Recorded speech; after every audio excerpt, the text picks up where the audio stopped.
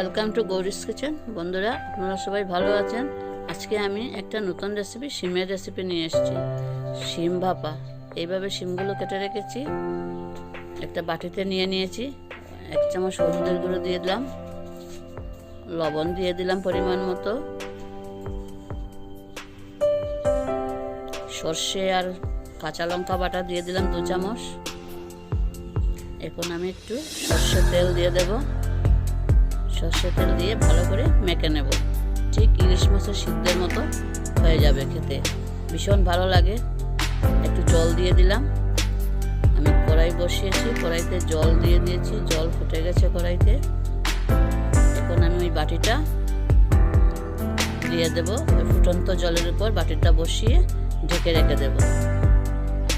ইলিশ ভাপে সিদ্ধ হয়ে যাবে।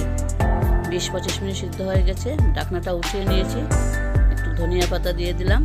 আমার শিমের ভাপাটা তৈরি হয়ে গেছে। খেতে ভীষণ ভালো।